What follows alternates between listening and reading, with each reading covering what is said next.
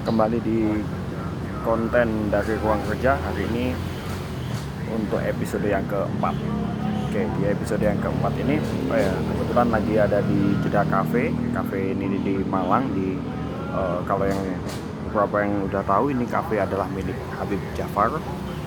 Oke, yuk langsung kita bahas. Kali ini kita mau bahas soal konflik di area kerja.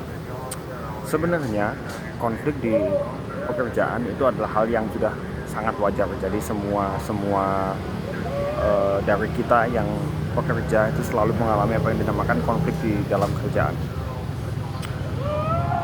Kalau dilihat sebenarnya konflik di dalam kerjaan itu bisa kita simpulkan ada konflik yang skalanya kecil, ada yang skalanya sudah agak besar.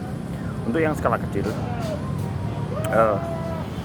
mungkin masih mempengaruhi hanya 30% dari kinerja kalian. Kalian akan bosan untuk masuk kerja atau bosan untuk melakukan tugas-tugas itu di divisi kalian. Kalau yang skalanya udah agak besar itu kalian biasanya akan merasa kayak ini udah tempat yang nggak nyaman, aku harus resign, harus cari tempat lain, kerja di tempat lain. Kadang kalau yang anak-anak sekarang bilang itu work life balance-nya udah nggak ada di sini. Oke. Lalu apa sih penyebab konflik di tempat kerja itu?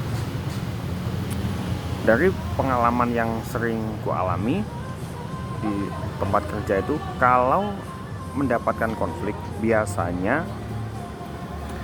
konflik akan tercipta dari yang pertama itu ketidakmampuan personal di dalam konflik tersebut dalam adaptasi, menyesuaikan diri dengan pekerjaan yang baru, job desk yang baru, atasan baru, bawahan baru, atau anggota tim yang baru.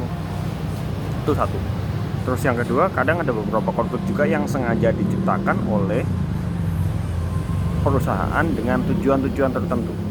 Semisal kadang ada yang menciptakan konflik agar salah satu di antaranya resign dengan sukarela, atau konflik yang diciptakan untuk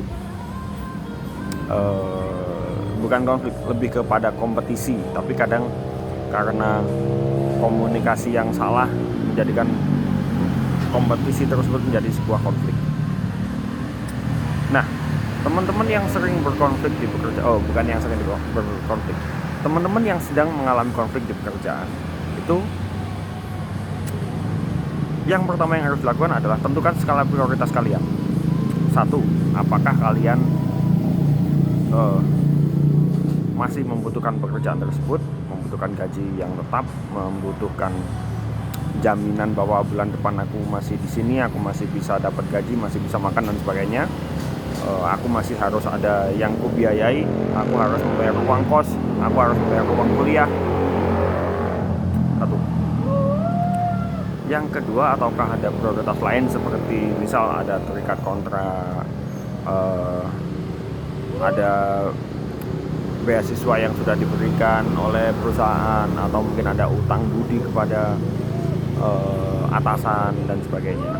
Setelah kalian mengetahui prioritas kalian apa, di situ kalian baru bisa menyimpulkan bagaimana aku harus menyikapi konflik di dalam pekerjaan. Semisal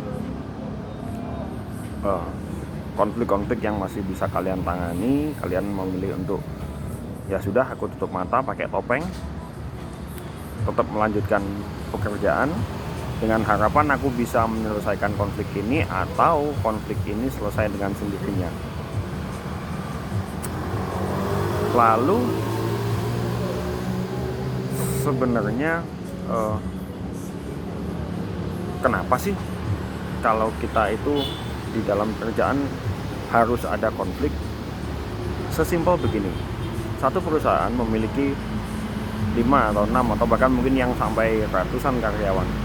Tentu nggak akan mudah untuk menyatukan atau menyamakan cara pikir dari banyak kepala itu tadi. Jadi menyebabkan konflik-konflik yang kadang nggak penting juga sebenarnya, atau hanya miskomunikasi. Cuman yang harus kalian pahami adalah bahwa kalau saya pernah baca kutipan itu, pisau yang tajam tidak pernah dibentuk dengan proses yang mudah. Dia selalu ditempa dengan tekanan yang besar, dengan bara api yang panas. Seperti itu juga proses kalian untuk berkembang. Jadi satu, kalian harus sadar bahwa konflik adalah hal yang sangat wajar dan pasti akan terjadi dimanapun kalian bekerja.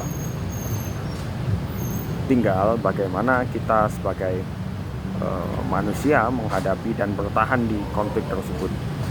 Balik lagi,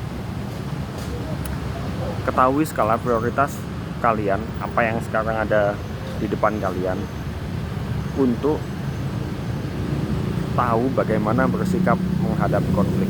Jadi jangan ambil sikap dulu, emosi dulu, bahkan mungkin resign dulu tapi kalian tidak ada persiapan. Next akan kita bahas untuk bagaimana persiapan resign ketika memang kita sudah nggak kuat untuk menghadapi sebuah konflik di tempat kerja.